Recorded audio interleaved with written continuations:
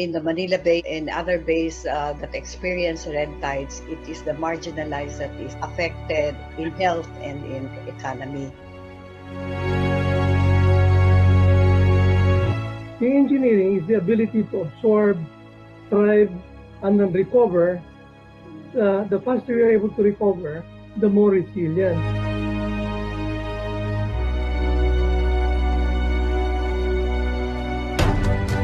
Sa Pilipino, ito ay katibayan at katatagan sa mahirap na sitwasyon at ang kakayahang bumangon muli. Yung ecological naman, the ability to adapt. Yung evolutionary resilience, Vale, to really innovate and be creative. Resilience is really being able to spring back from adversity, but it should have learning, and therefore it strengthens you to be more resilient than before the adversity came to you.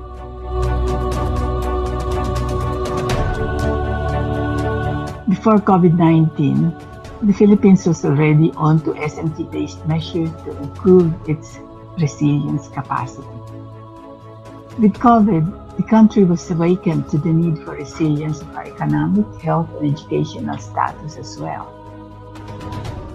The country as a whole is, I think, not so resilient because while we have the capabilities, the opportunities, and the resources to cope with COVID-19, the whole body is suffering because the leadership and management is not working so well.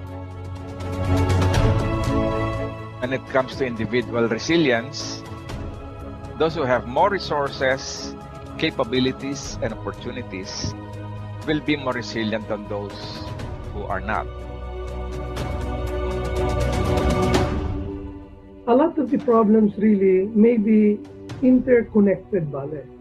You have to look at it from a holistic point of view. It encompasses more than natural sciences or physical problem, Vale, but also it gets into the ecological, biological, as well as social pa nga.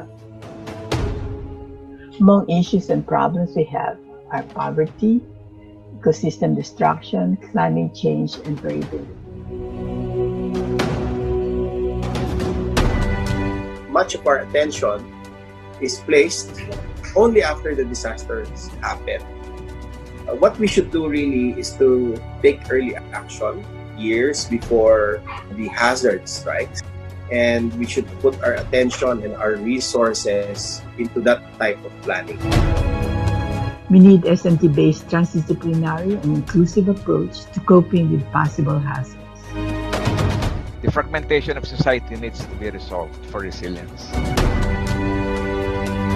Communication is very, very important, and we should communicate to the people using not just scientific communication means, but through arts, music, understand the mindset of the Filipino people so we can communicate better.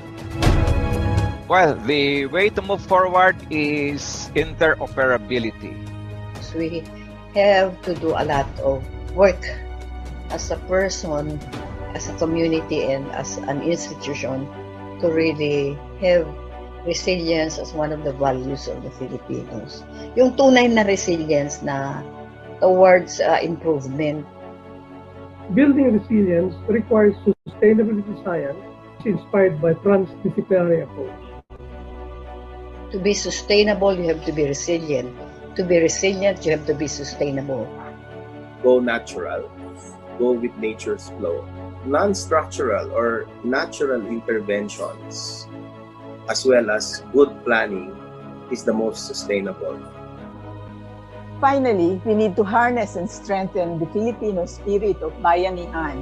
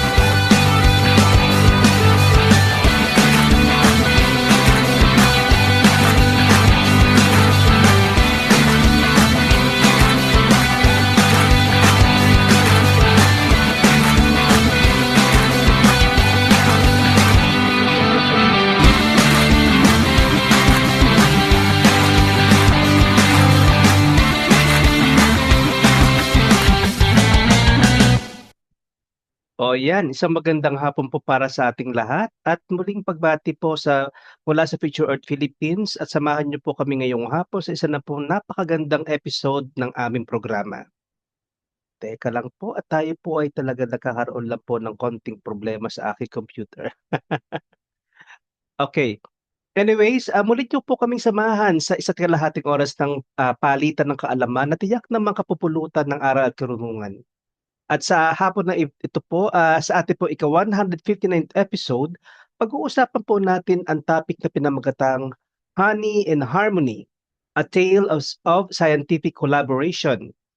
At ang ating pong panauhin ay isang kilalang profesor sa Institute of Chemistry sa UP Diliman at siya po ang namumuno sa SMPL or Small Molecule Profiling Laboratory, ang pangunahing laboratorio sa ating bansa na nakatuon sa structural analysis and small molecules at metabolimics. So sa pamagitan ng kanyang malawak na kaalaman sa mass spectrometry, matagumpay niyang itinaguyod ang edukasyon sa LCMS para sa mga Pilipinong siyentipiko. Bukod dito, naging kakatuwang din siya sa pagbuo ng isang virtual small molecule library na inspirasyon ng kanyang naging fellowship sa Novartis Basel. Malaki ang naging ambag niya sa pananaliksik sa pamamagitan ng pagsusuri ng kemikal na katangian ng mga lokal na produkto tulad ng tutubong bawang o garlic, kape at forest honey.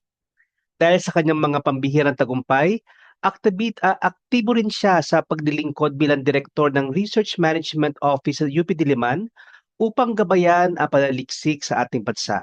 So let's all welcome Dr. Hias A. Hunyo. Dr. Hunyo, welcome po. Hello po, magandang hapon po sa lahat. I-share ko lang po yung aking slide for a moment. Ayan, nakikita na po ba siya? Yes po.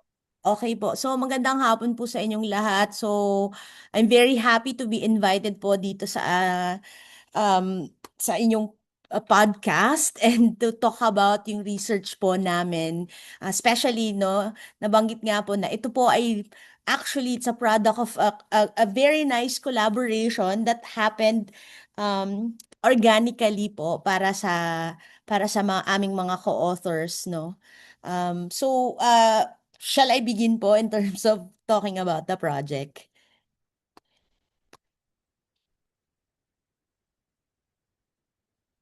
Okay, sorry. Sir, okay na po ba to start? Yes po, sige po. Okay. So basically po, this is it's a talk just to give you an overview yung pong aming project that's entitled Multiomics and Palynology of Selected Philippine Forest Honey, which we just recently published po sa Scientific Reports just this year. Nabanggit po ni Sir kanina habang nag-uusap po kami na it's a continuation of the previous episode wherein you had si Dr. Servantia po regarding sa honey naman po. So I think sinabi ko nga po kanina na meron pong contribution si ma'am in terms of the one of the analysis that was done po sa aming project. So basically po, this project was funded by the Forest Foundation Philippines for the Perry S. Ong Fellowship Program. And this is awarded to my student, si Ralph John Emerson J. Molino.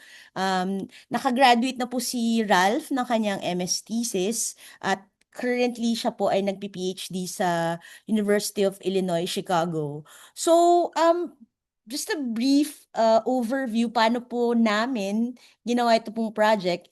This is out of one of the things that we do po sa lab is we do what we call our curiosity projects. Apart from the thesis of the students, they also do some side projects. At ito po yung isa sa one of the many actually curiosity projects ni Ralph.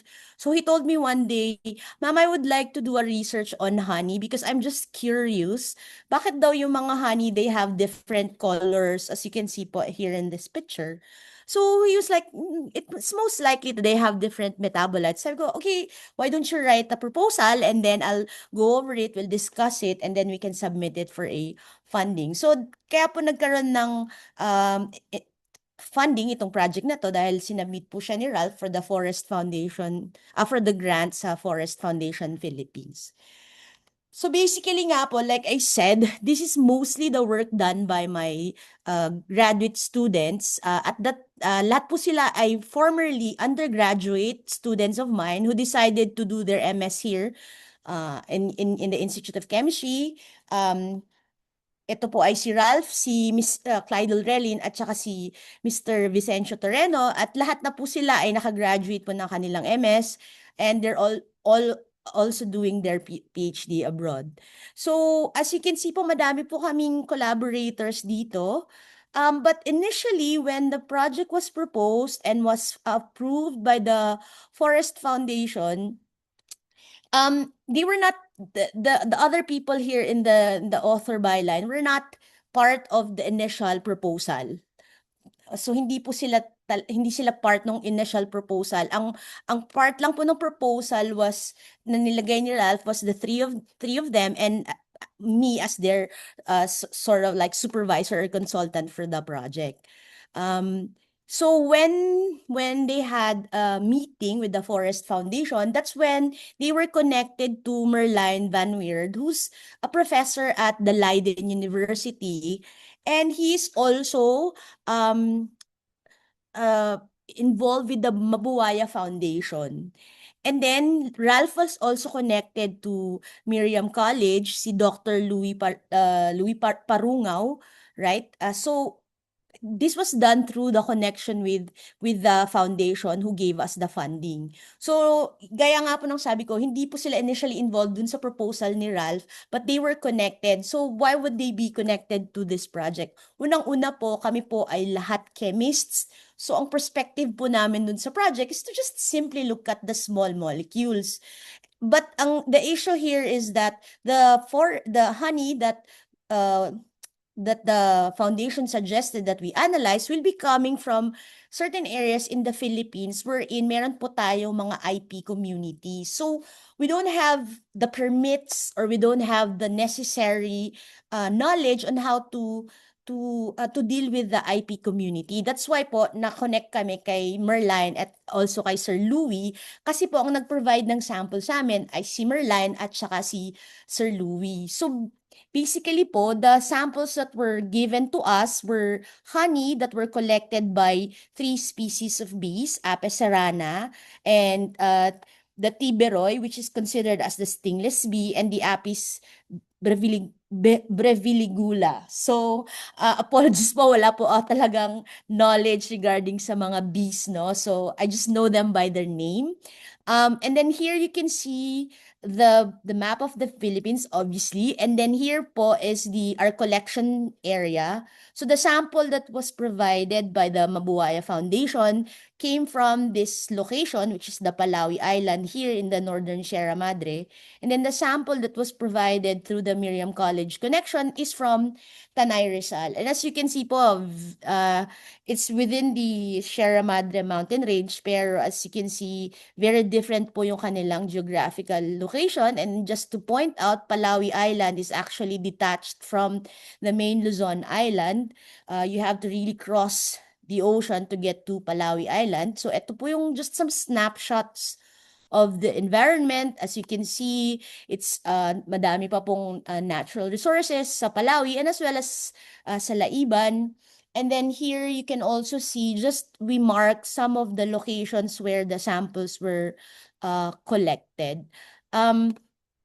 Also marked in the map is the location of the IP communities here in Palawi. So we have the Agta, and here also in the Laiban area we have the Yak tribe campsite. Okay, so basically po ang nangyayari is si Merlijn po magko-collect from Palawi because they already had the necessary permits and they have a relationship with the community through the Mabuaya Foundation, and of course the same thing po for the Miriam College connection. So basically dumadating po sa amin yung sample as they are provided by our collaborators. So just a brief overview how we do our research po, nabigyan na po kayo ng parang overview ni Sir regarding sa aming metabolomics workflow. So gaya po ng sinabi niya, we use an instrument called mass spectrometry, mass spectrometer. So basically po, from our sample, we do some sort of extraction from the honey and for other samples, and then we do two types of analysis. So we basically run our sample through a liquid chromatography first to essentially separate the complex mixture into their corresponding constituents. And with the mass spec, what happens is we turn a neutral molecule to a charged molecule, either positively charged or negatively charged. At yun po yung nadidetect ng instrument. So when we say it's a full scan mass spec, we basically just run the sample through the mass spec and it will detect any molecule na may charge, and we use that to do our multivariate analysis, which I'll show some results later on.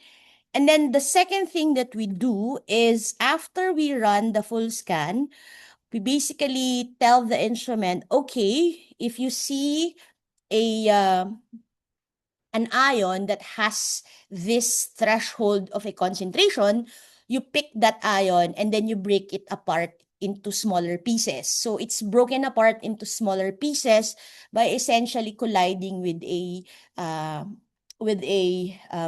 gas, an inert gas. And then based on the fragments or the pieces, the structure of the molecule is now elucidated. So yun po yung tinatawag nating fragmentation patterns. Because organic molecules, they have a specific functional group.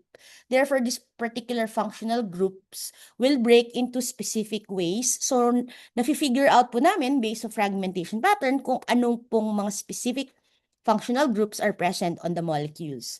Now, this won't be possible kung wala po kaming ginagamit na mga free tools. These are free tools available online for anyone who wants to do these types of analysis. Meron pong Metabo Analyst, MZMine, and yung pinaka ginagamit po namin is GNPS. This is Global Natural Products Social Molecular Networking. Basically, yung data po na nakukuha namin sa mass spec, we upload it in GNPS, and then we can do our analysis in that platform. Again, as I said, ito po ay libre. Wala po kaming binabayad when we use this online platforms. Okay, so let's go through the data that we've collected. Ito po yung aming mga samples coming from Palawi, this A1 to A3. And then yung pong aming mga samples galing sa Laiban, B1 to B4.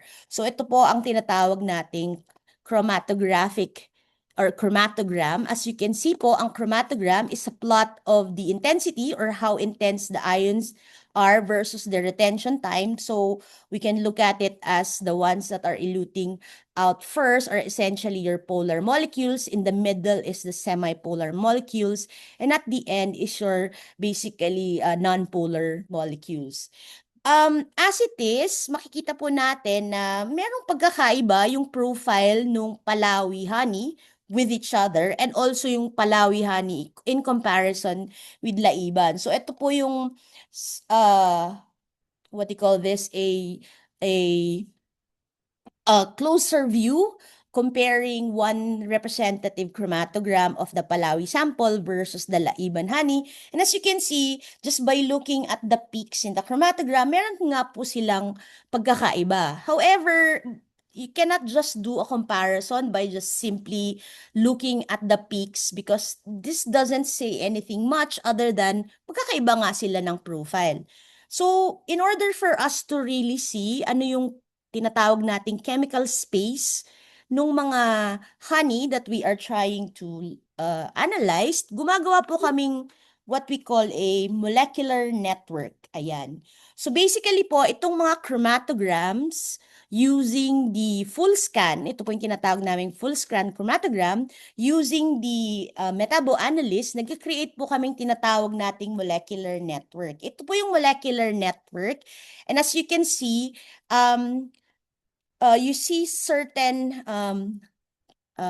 itong mga circles, ang tawag po dyan ay nodes. each node represent a particular compound. Okay? At ito pong malaking to, as you can see, itong letter A, this is what we call a cluster. Now, if the nodes are connected in a cluster, ibig sabihin po, these are structurally related compounds. So we have different clusters, and each cluster represents a particular functional groups as labeled here. So ito po ay pinakamalaking cluster ng triterpenoids, ito po alkaloids, phenolamides, and so on and so forth. And also, makikita nyo po dito in terms of distribution ng ating mga compounds kung saang sample sila nakikita. As you can see, ito pong triterpenoids, it's mostly coming from the Laiban honey sample. And then for the alkaloids, it's a mix between the Laiban sample, the Palawi sample. However, there are also some clusters that are exclusively found just in the Palawi honey sample, such as this one. And it seems to be collected by the Apis cerana. And then another cluster that is found in only one sample, ito pong cluster na to that seems to be coming from only the Laiban honey. And again, it's collected by Apis cerana. So essentially po, lahat ng nakalabel na cluster dito, we were able to identify at least one of the nodes. Yun pong walang label, either ibig sabihin po yan ay hindi namin sila na-identify because there is not enough information sa GNPS that allows us to identify them, or hindi po namin sila mahanap sa existing literature. So, when doing such types of research, it is understood na hindi naman po lahat ng madedetect ng mass spec ay ma-ID namin. So, but we try as much as possible to identify all of this. Okay? So, alright. So, how do we actually identify the molecules using the GNPS? So basically po, pag in-upload namin siya sa GNPS, there is a software in the online platform that allows us to do what we call spectral comparison. So ito pong A, B, C, D, and E, these are spectral comparison. The top spectra, this is now a mass spectra, meaning it's a plot of the intensity versus the mass over charge. Dahil nga po ang dinidetect ng mass spec ay ions, it is basically measuring the mass of the compound over the charge. And typically, ang Z value po ay 1. So this is just basically the mass of the compound that is being measured. So ito pong mass spectra sa itaas ay galing po sa aming samples, and then yung mass spectra sa ibaba ay galing po sa mga compounds that have been deposited in the database of GNPS.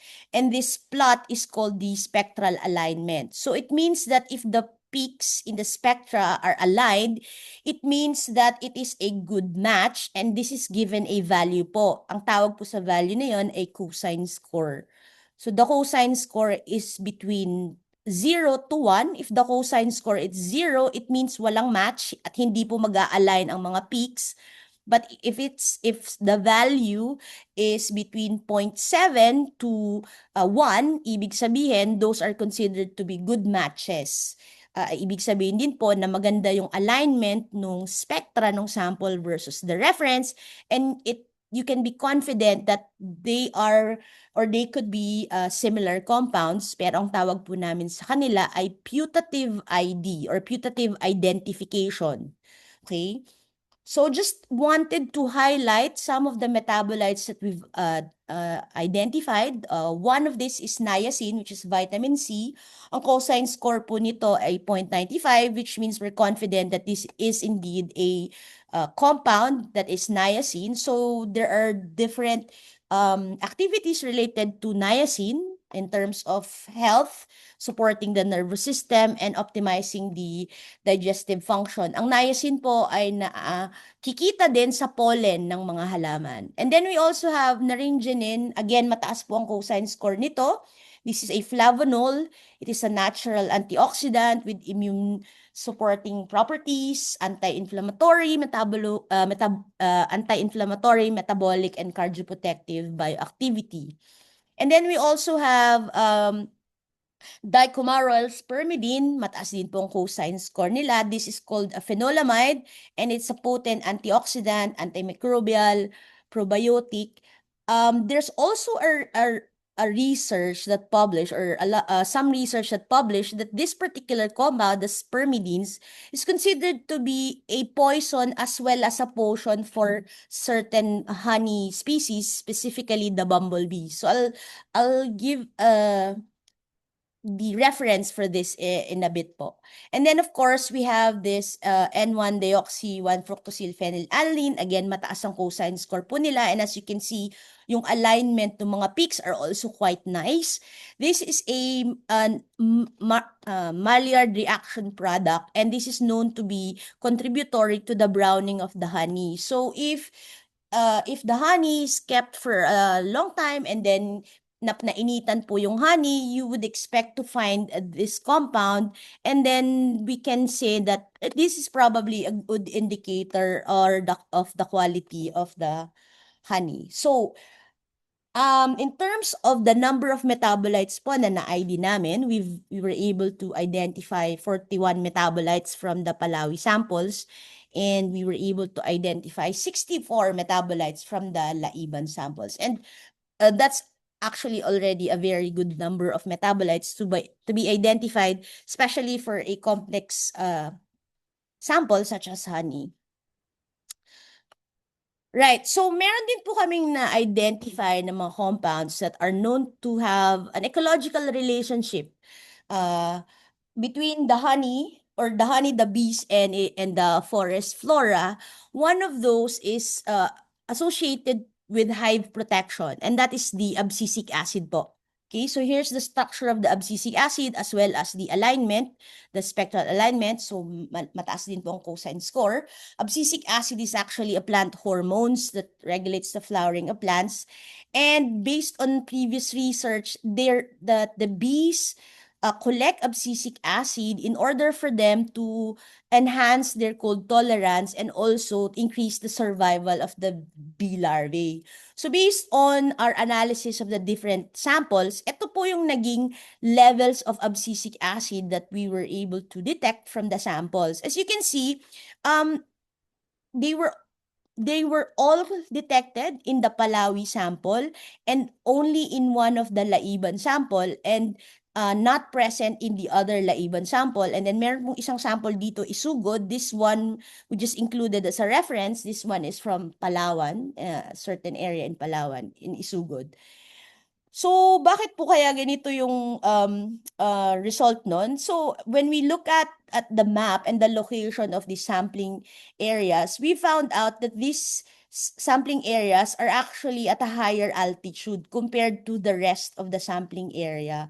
So, which makes sense that if you have your bees at a higher altitude, it would be colder in those places. So you would expect that the bees would be collecting abscisic acid in order to enhance their cold tolerance and essentially increase the survival of the bee larvae. So that's why, bakit sa Laiban din nakita namin siya? Because this collection area is actually at a higher altitude compared to the other Laiban collection area. And then there were also some metabolites that were we suspect that they are also for chemical defense, as I said a while ago, yung phenolamides, spermidines, and also yung what we call pyrrolizidine alkaloids. So essentially, these are also found in plants, but these are actually considered to be poison. However, there are certain bumblebees that when they are infested by a certain parasite, that they would actively collect pyrrolizidine alkaloids from the plant. Now, if it's a poison, bakit hindi mamamatay yung bubuyog? Apparently, the bees have these specific enzymes that allows them to convert this tertiary alkaloid into its alkaloid N-oxide form, which is now a safe molecule that allows them to essentially collect the plant and bring it back to their hive. And then once the parasite ingests these pyrrolizidine alkaloids, then they are converted back to its toxic form.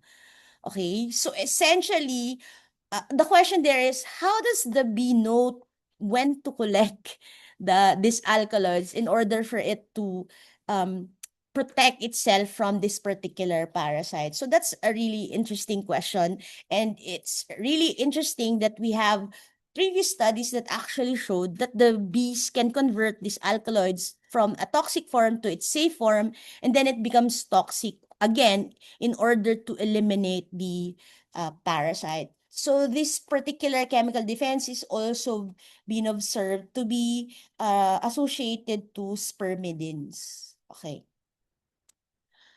Right. So, and then we also did kind of like, okay, what is the relationship of the metabolites that we've collected in terms of the location where they were collected from? So here po, this is what we call the multivariate analysis, principal component analysis. Here, basically, we look at the clustering of the samples in terms of their metabolite contents. And as you can see here, ito pong sample na to, this cluster represents the Palawi sample, and then this represents the Laiban sample, and this one represents the Isugod samples. And as you can see, nagka-cluster po yung Palawi samples and nagka-cluster din po yung Laiban samples. So essentially, this plot shows that the Palawi samples are metabolically, or the metabolites are different from the Laiban sample. And then the plot B, this is called the loadings plot. This actually tells us which particular metabolites allows for the separation of the samples or the differentiation between the Palawi samples and the Laiban samples. So one of the things that we looked into is this compound lenticine. So the lenticine and the lipid content of the Palawi samples is very different from that of the Laiban samples, because the Laiban samples consist mostly of isoramnitin, which is a flavonoid, camphorol, and other flavonoid and phenolic compounds. Ito yung major components po ng Laiban. Pero for the Palawi samples, it's mostly the lenticine and the lipids that causes it to be different from the Laiban samples. So we were wondering, what is this lenticine? So this lenticine is also called hypafferin. All right. So why would it be something that would differentiate Palawi from the Laiban samples? So dito po na essentially parang na test yung creativity ng aking estudyante na si Ralph. So when he looked up what is lenticine or hypafferin, he found out that it is a component of a flower, specifically that is component of a Nara flower. So what he did was, he thought, okay, baka hindi lang siya sa Nara. So what he did was he collected several flowers, and then he extracted those particular flowers and looked at the metabolites of those flowers to see whether hypafferin is just exclusively found in Nara or is it found in other flowers. So the result of that analysis is shown here.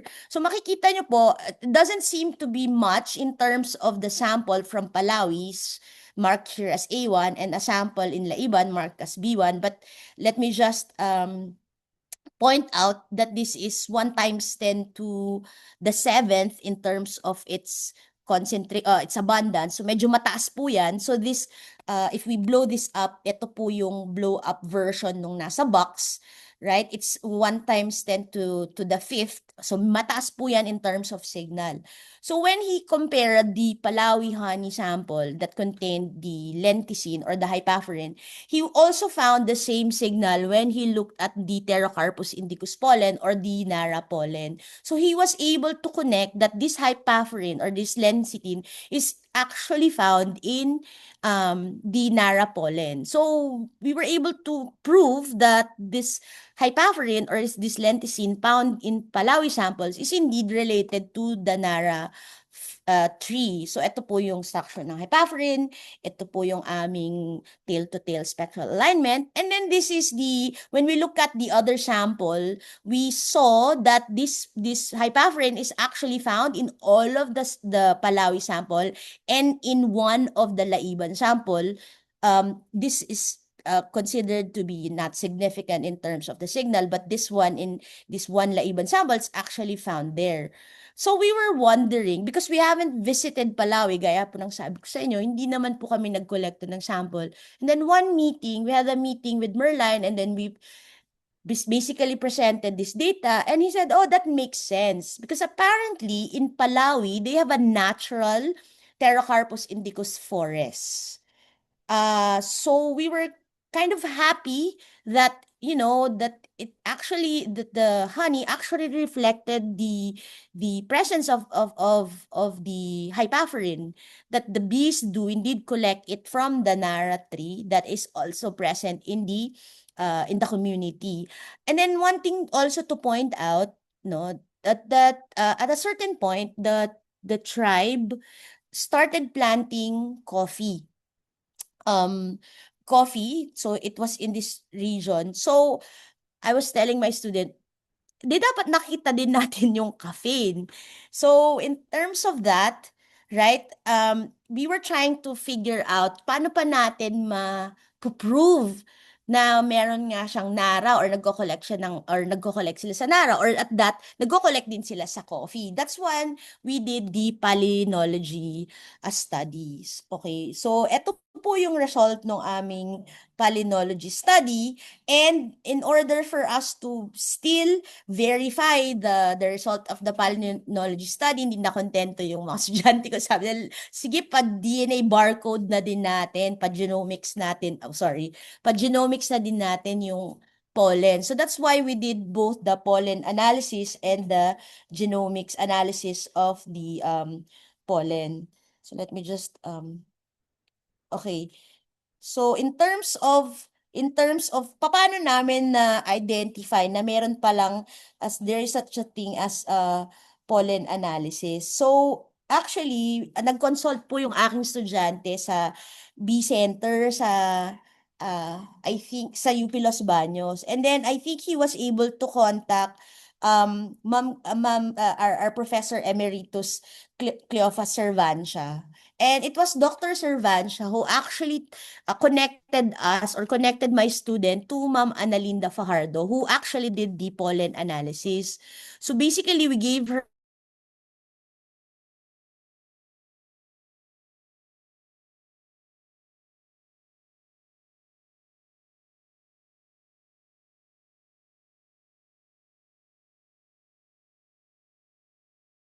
yung pollen na meron din siya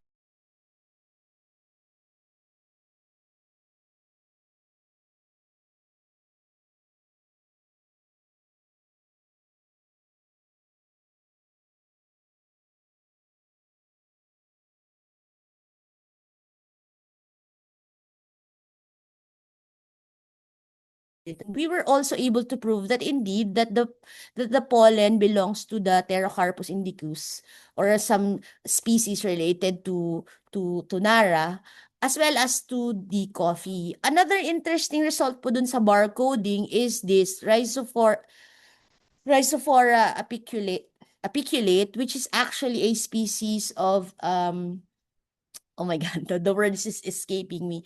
A species of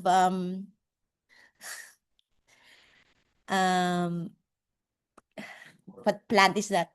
The one that is planted to prevent flooding. So anyhow, so dun po sa area ng Palawi, meron po silang area where these plants are planted. Okay. So we were also happy that, you know, these plants are actually or the presence of this plant is actually proven by the genomic studies. Okay. And then again, we also look at the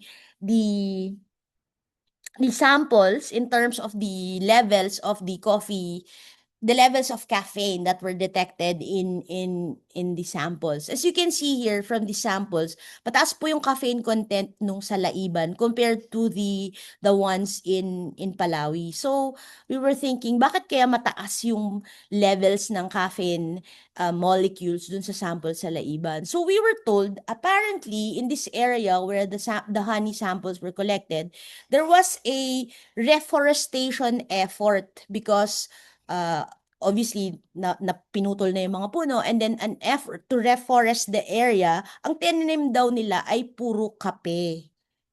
So basically in that sense, we were able to kaya pala mas madaming caffeine content yung honey that was collected in Laiban is because of the reforestation effort, and that is because they're planting coffee trees for that particular area. So again, we were just happy to confirm, we were able to identify these metabolites, and at the same time, we were able to confirm in terms of the survey of the location that indeed coffee plants were there and that the bees were collecting from the coffee plants. Okay. Ayan, so in terms of the overall message po, in terms of the results of our study, we can say that honey can serve as a bioindicator of forest ecosystem. We've shown it through the detection of hypaffurin, which is found in Palawi, as well as the reforestation efforts that were done in Laiban, because we found a high level of caffeine in the honey collected from that area.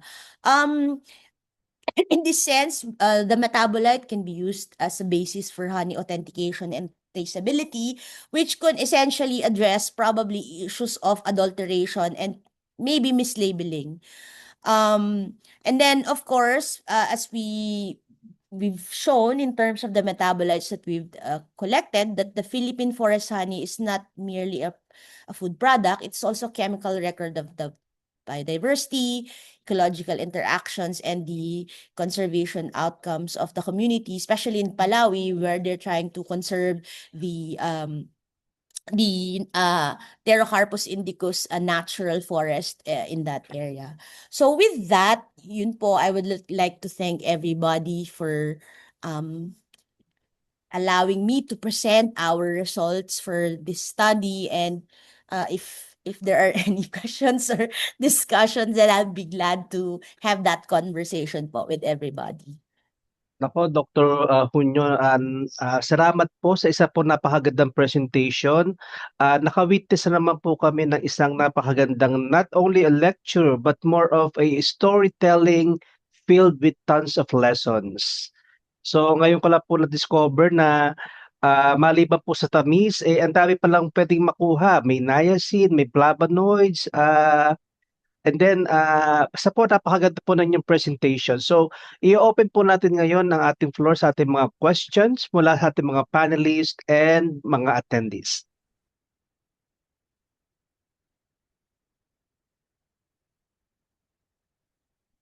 So, meron po bang questions? Yes po, Ma'am Luli. Yeah. Yung different colors ng honey mo. So, ano yun? Saan galing yan sila? Mamang po namin ang kasi the ones that are coming from Palawi were they're lighter yellow, and then the ones coming from the Laiban is more dark. So the only thing that we can come up with based on the identification of metabolites is the Maillard reaction product. So it could have been that they were already subjected to some sort of heat. So kaya na-detect namin yung hindi sila raw honey, hindi sila raw honey. Ma'am, they're raw honey, but maybe na-stuck sila for some time or sa travel. Hindi naman po kasi consistent yung temperature. So baka po through transport, baka nagkaroon na ng Maillard reaction, kaya po nag-brown na yung honey. Kasi po, in terms of collection, meron lang pong certain times that they are collected, and then pinapadala po nila sa amin either through courier or through minsan pagdadaan sila Merline dito sa Quezon City. So baka po in terms of the transport, baka, pero ano lang po yun, mga assumptions lang po namin just based on the metabolites that we identify po. Maybe I should connect you with Toby Tamayo, who is a beekeeper. Pero Okay. ang kanyang nagko-culture siya ng bees, which are yung European bees, sa kanyang apiary. Meron siyang apiary. And ang ginagawa niya kasi, pagka pag nag-bloom ang Nara, si kunyari po, ang bees are so attracted daw to Nara trees because of the yellow color. Kaya ang nakukuha niya mga honey from that European bee, pagka bloom ng Nara is yung yellow golden Yes, ang ma'am. Ganun nga po kulay. yung galing sa Palawi. Parang golden yellow siya. Oo, so maraming Nara doon. Oh, okay. Siguro, kaya ganun ang kulay. And then, marami siyang mga kwento about yung iba-ibang klase ng honey na kukuha niya pagka depende what plants are in bloom. Yes, ma'am. Most likely po, if siguro kung gagawa kami ng profile nung flower within the vicinity, then maybe we can trace, for example, Kung saan galing. opo, based on, so I think ganun siya kasi that's what my student did. He basically just collected flowers from campus and then marami tayong Nara dito. And then, Oo. doon niya nakita na, okay, etong compound na to, dito lang siya sa Nara nakikita. So maybe that would be a good Oo. thing to do. Lalo na kung closed, hindi naman closed, pero kung parang defined kung yung environment kung saan nangongolekta yung mga bubuyog and then may mga specific Oo. flowers na identified. Baka po ma-reflect from Oo. the profile yung mga flowers. At sabi niya, pag nag-bloom ang Nara, parang halos lahat ng bees doon nagpupunta kasi it's so attractive, yung bulaklak ng Nara to them. At saka, and one can actually, meron siyang mga iba-ibang klaseng honey, yung mango honey, coffee honey. Baka if you can get some samples from him. So, yung Nara honey halos although may ibang plants, pero pagka raw nag-bloom ang Nara, talagang ang bees doon nagpupunta lahat. So, baka you can get different types of honey from him. Ma'am, that would be great kasi I mean we basically one of the things that we wanted to do, no, but basically kind of like offer this as a service in the future. Yun po yung long-term goals namin. Oo. To be able to have like a profile of the honey. Kasi nga po parang we're thinking in terms of model, yung Manuka honey. The reason why it's also expensive the is because antibiotic. yes, ma'am, they've already profile the Manuka honey. They know kung ano yung mga metabolites na nasa Manuka honey. So it's already been profiled. So we were thinking, why don't we do the same thing for our honey? Madami tayong honey. Maybe we can, in a sense, increase the value of the local honey by actually profiling. Ito yung honey coming from this flower, or ito yung honey Oo. flower, then they would also have different tastes profile as well. Nako-collect niya yung iba-iba ang klase. Yes, ma'am. Depende on the season, kung kailan nagpa-flower yung tree na yon. Yes, ma'am. So, pwedeng dalhin mo kasi yung kanya is commercial beekeeping. So, pag dinala mo yung colonies, kunya, pag namumulaklak yung coffee sa orchard ng coffee, syempre, makakolekta niya karamihan yung kafe. Yes. Oo. At saka in terms of antibiotics, parang si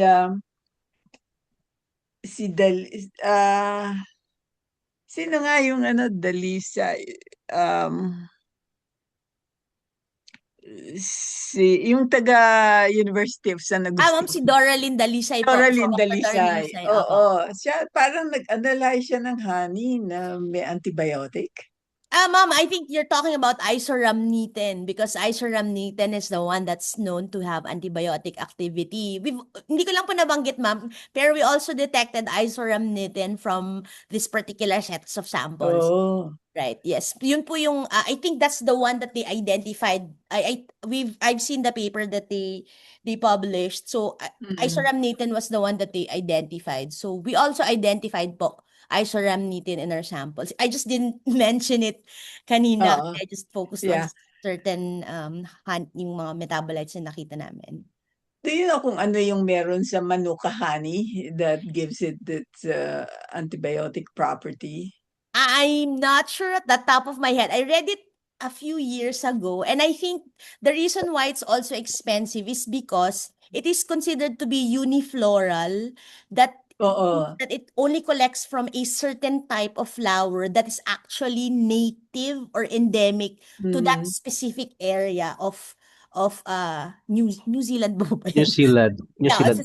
that flower is only found to be grown in that specific area of New Zealand. Kaya po, and unifloral siya, dun lang daw nagko-collect yung mga bees for the honey. Kaya Oo. I think mataas yung value.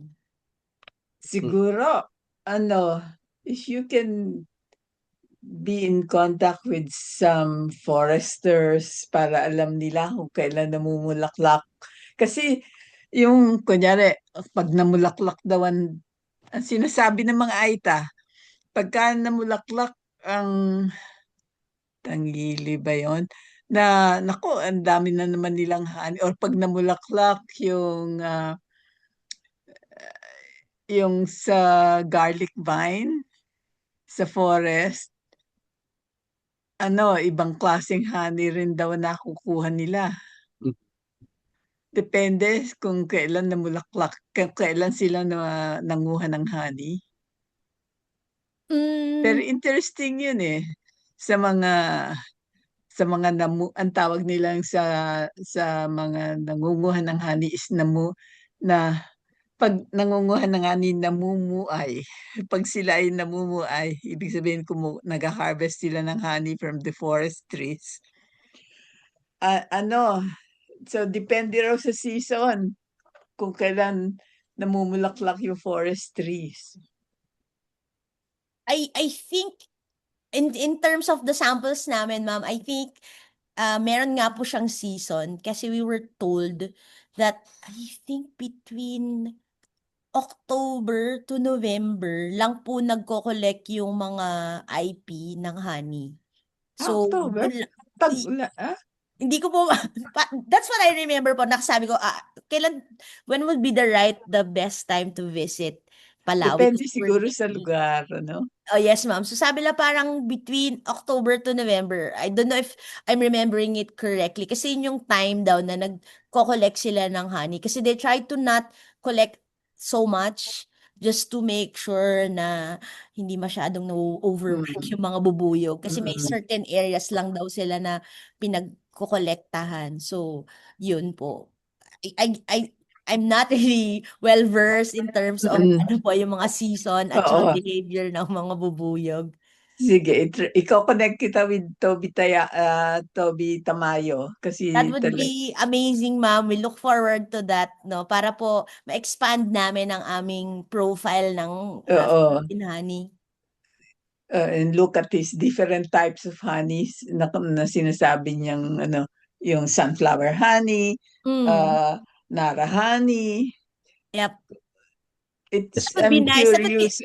I'm already thinking about in terms of the result that you can profile the flowers as well as the honey, and you can see the connectivity. Yeah. Yes po, ma'am. Kinikilig ako sa prospect ng potential output ng research. Tulad nga po, ma'am, nung shinare ko. Apo. Sige, okay. Sige, tulad nga po, ma'am, nung shinare ko dati, nung last episode po natin, nakabili po ako ng honey na malapit po sa Bicol, na malapit doon sa farm ng mga pineapple, and surprisingly, yung pong honey is lasang apple. Then, nakabili din po ako sa Baguio ng honey, and surprisingly, yung pong honey, meron po siyang hint ng flower. So, talaga po pala, sabi niyo po, Dr. Junio, yung taste test. So, kung ano po talaga yung kinain nila at pinagkuhanan nila ng kanilang sugar, will definitely reflect kung ano po yung magiging lasa ng honey. Definitely po. Opo, definitely. Pero I'm regretting it now, no? Pero hindi ko po natikman yung mga honey na inanalyze ng mga estudyante ko kasi hindi nila ako binigyan. Sabi ko, ba't hindi ako pinatikim? Sila lang daw tumikim. Sabi nila, yun nga, very floral daw yung sa Palawi. Tapos sabi ko, Tama natikman po. niyo ba kung lasang kape yung sa Laiban? Sabi nila may hints daw ng caffeine.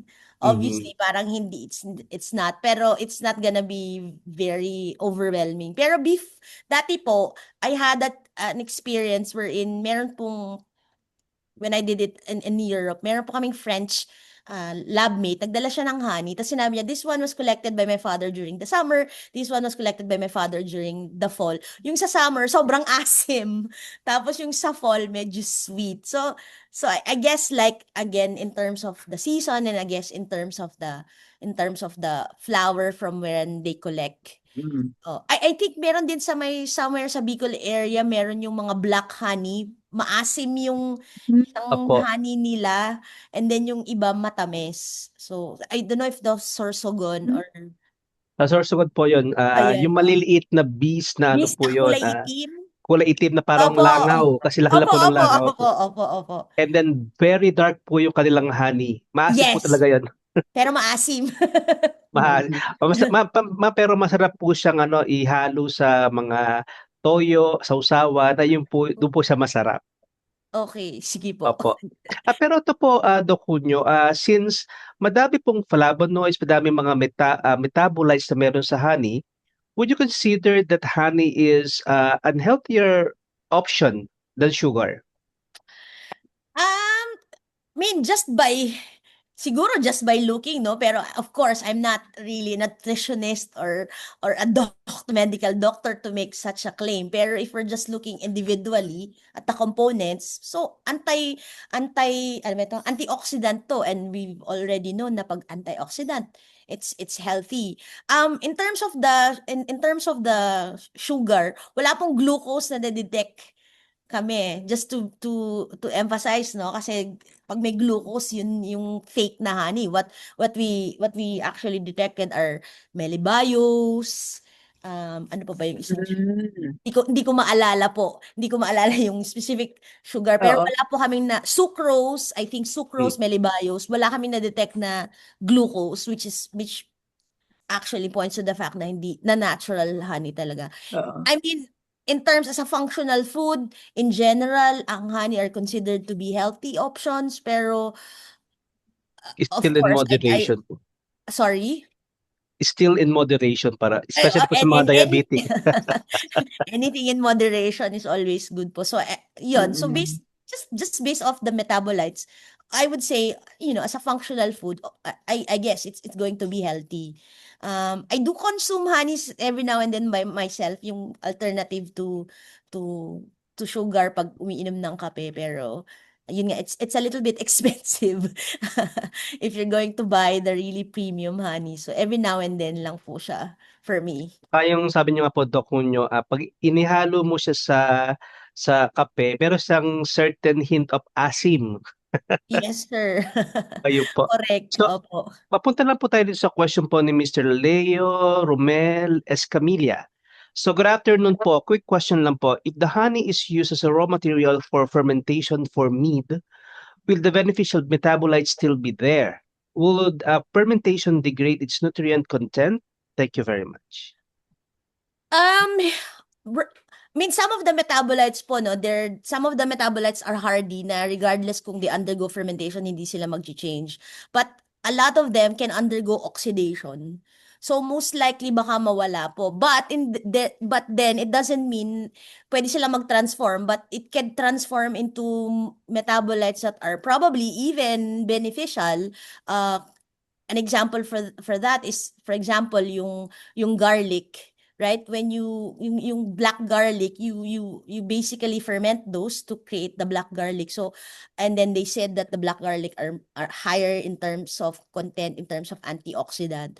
So, I mean, scientifically, from my perspective, hindi ko po alam kung the metabolites that we detected from the raw honey will be converted into something else. It's just basic on the assumption that theoretically, pwedeng hindi sila ma-metabolize, but based on our previous experiences, pag may fermentation, because when you have fermentation, even honey, pwedeng meron po tayong mga microbial components that can also affect the fermentation. Then those microbes can also transform those particular metabolites. So pwedeng transformation via oxidation or transformation via presence ng mga microbes. So I'm not really sure po. Maybe we should study that as well if we ferment honey, right? So, which is actually, parang yun po yung current na balak namin gawin sa lab. We want to look at certain fermentations and how does it affect yung mga metabolites in some of the fruits, even in honey for that matter. So, baka po in the next 3 to 4 years, masagot ko po itong tanong na ito. Kasi dun po tumatakbo ngayon yung research work ko po. Ito naman po, Dr. Junio, hindi ko alam kung ano magiging lasa ng honey na to. Pero sa tanong po ni Mr. Tejada, pwede po kaya magkaroon ng honey from La Flecha? Hindi ko po I'm not ma-imagine. sure. La Flecha. Baka hindi, sir. Kasi 'di ba, Bihira lang yun. parang puro langaw lang yata ang lumalapit sa Rafflesia kasi because of the pungent The smell, smell. right? So I would assume no. And at And the same time, ang Rafflesia, napaka-ikli ng lifespan niya. So I don't think, saka at the same time, pag tumutubo siya sa paanan ng makiling, spatch lang sila eh. Ang lalayo ng distansya nila eh. Hindi sila magkakadikit. So hindi ko alam kung kakayanin siyang puntahan ng mga madaming bubuyog. pero ang magandang tanong din sir, if ever no, let's say the bees collect from Rafflesia, would someone dare to consume that honey? Kasi 'di Eh, ba? hindi ko po alam alam ko po ang lasa ng pinya na honey, pero hindi ko po alam kung anong lasa ng Rafflesia na Rafflesia. honey. Okay po. Meron pa nakakaalam dito kung ano ang pollinator ng may pollinator ba ang Rafflesia? Ma'am, ang alam ko lang po ang Ang ano po salaki talaga niya? is more on mga langaw-langaw po, Langaw. sabi nga po ni Ma'am Mm. ano. Kasi 'di ba ma'am, but the Rafflesia produce like metabolites kagaya po ng ano, if I remember it correctly, parang putrescine at Kaya ano? kaya mabaho, opo. Oo.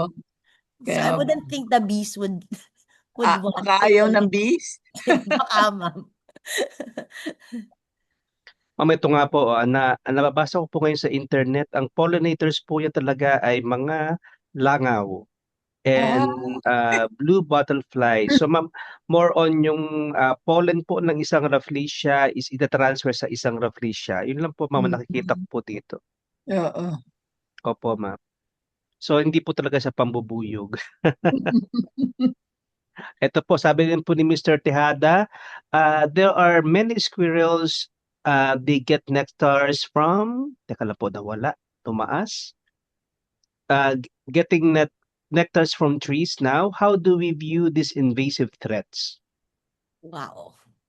Meron po ba tayong native squirrels? Ma'am, mayroon po sa Palawan, pero yung po mga nakikita po natin sa mga Makati, sa mga Manila. Meron po? Meron na po, ma'am. Meron po kasi mga nag-alaga ng pets doon po sa mga mamahaling subdivision niya sa Manila, sa Salcedo, sa Forbes Park. Ayan po, ma'am. Nung tinamad na po sila mag-alaga, pinakawalan na po yung squirrel. Kaya, kung nakikita niyo po, ma'am, yung para sa MRT po kayo, makikita niyo po yung mga yung mga power line po sa Salcedo, saka po sa may mga squirrel tumatakbo. Totoo po yan. Di ba yan Opo. oh my God, hindi po kasi ako nagagawin dun sa area na yun eh. Dahil ma-traffic. Dito lang po ako sa Quezon City. Oh no, Ayun po. that's unfortunate. But baka wala naman. I mean, we don't collect our honey here in this area, di ba? We usually galing sa Rizal or up north where you have more trees. And then, or Palawan. Palawan for that matter. So, I'm not sure but I mean, any invasive species, no, that would threaten our biodiversity, it should be something that we should be serious about. Kasi nga, di ba?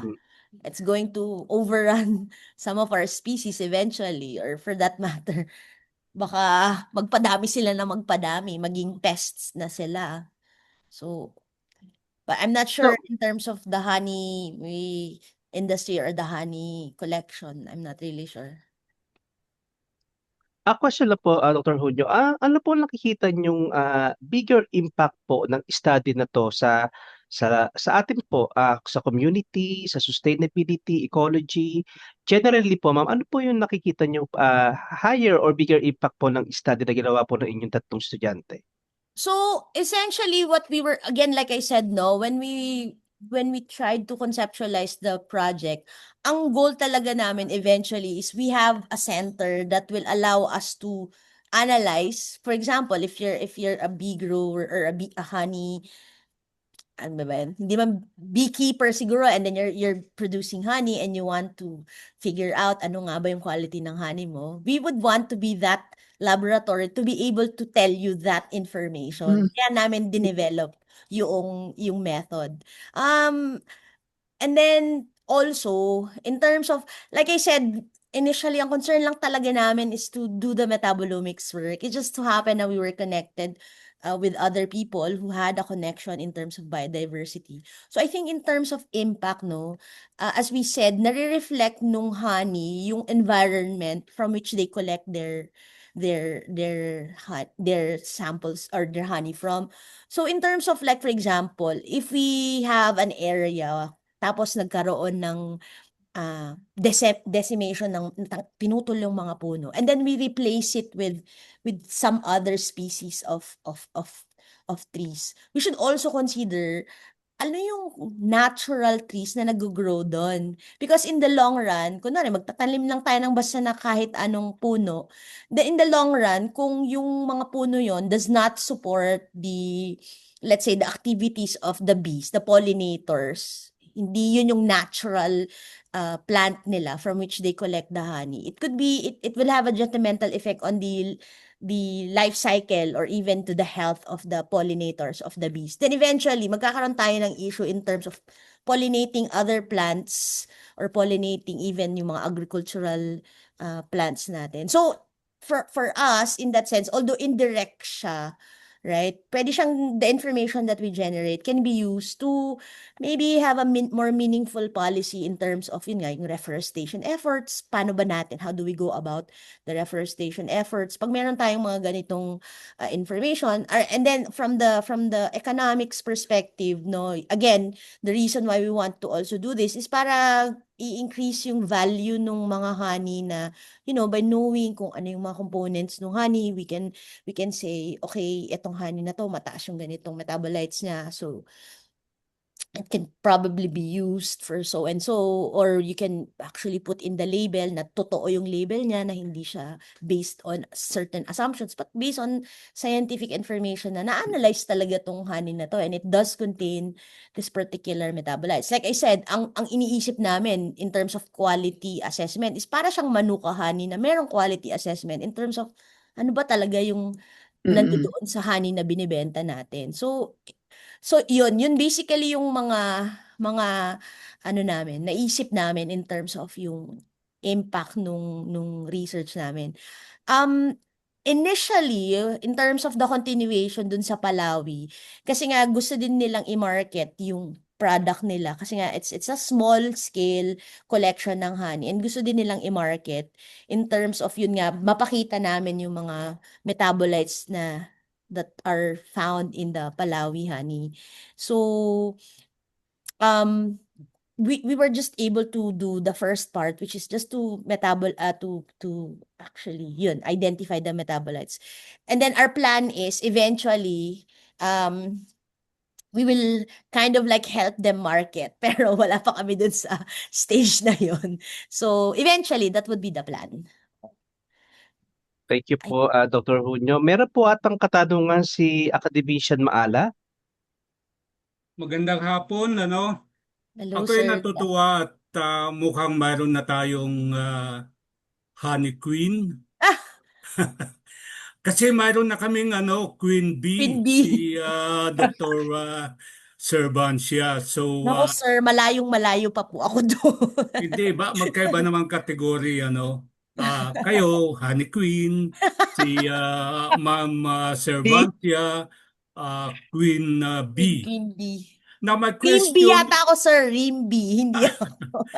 my question is, sa tingin nyo, ano na ba ang direksyon ng research ng Honeybee towards the improvement ng product or exploring the potential of honeybee as medicinal substance?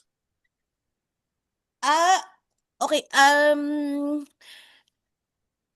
we would want, sir, to move forward the research, no? So eventually, since na-profile namin siya, eventually what we would do if we're going to follow yung establishing the health benefits of the honey is to actually test. You know, we test for the antimicrobial activity, we test for the anti-inflammatory activity, and then we do yung more intensive science na iko-quantify natin ano ang concentration ng naringenin, iko-quantify natin kung ano yung concentration ng isoramnitin, and then we connect that with the activity na ipapatests. However, sir, that's one of the more difficult things to do in establishing the health benefits of any natural products, no? Because my background then is on natural products pero sa plants naman. But and it's very difficult.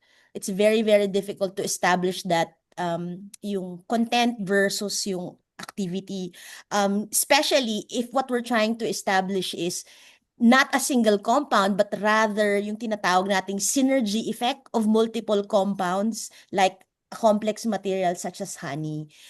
So ang wish namin, ang goal namin, sir, is, you know, after identifying the metabolites is to continue in terms of, okay, now let's try and see anong activity ang pwede nating i-relate doon sa mixture, sa complex matrix nitong honey. But of course, we would require funding, we would require manpower.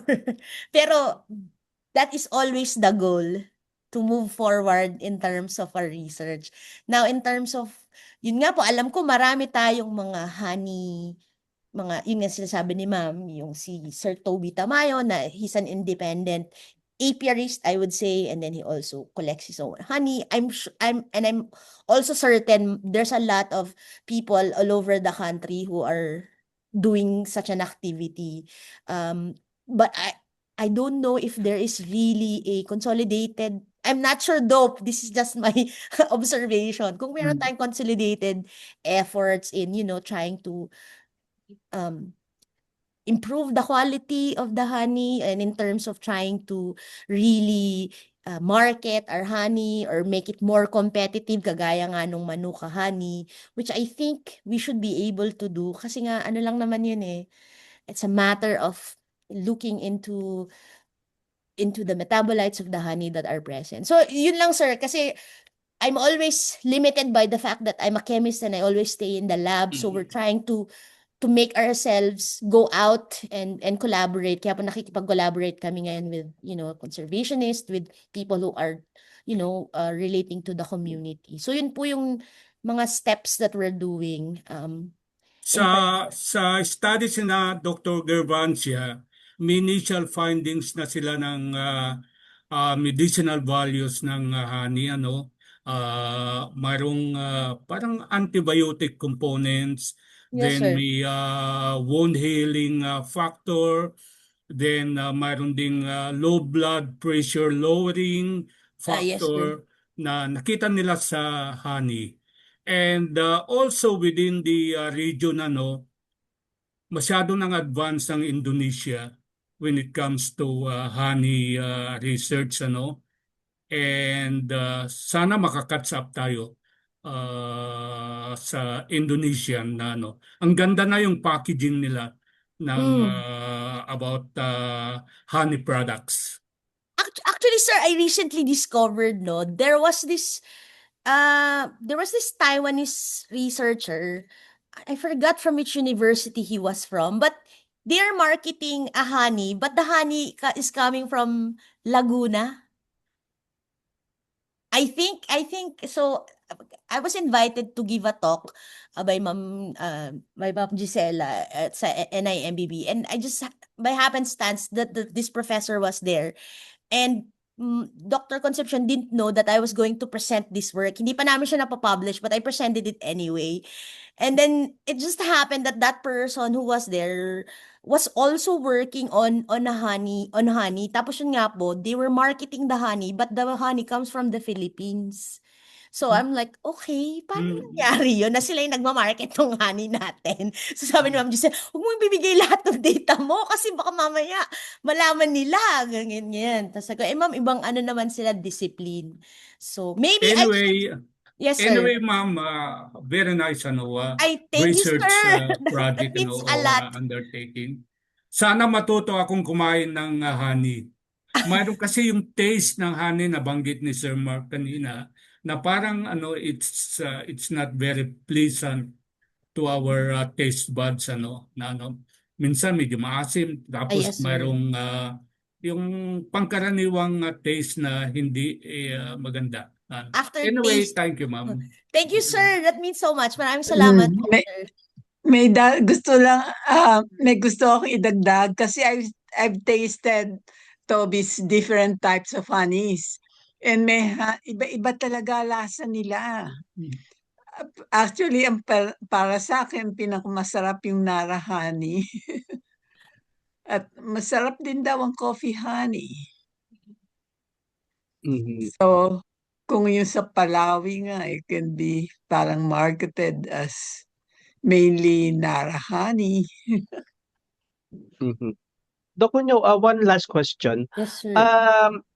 Nasabi po ni academician Maala na may mga honey na mayroong mga antibiotic properties, may pang hypertension qualities.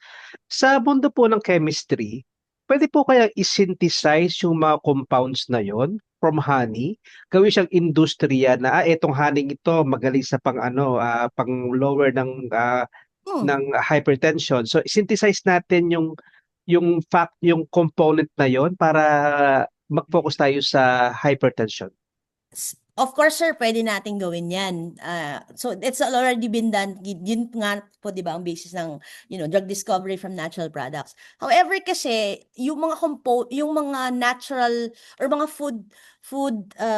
mga tinatawag superfoods like honey, it's not a single compound that is actually responsible for their observed bioactivity.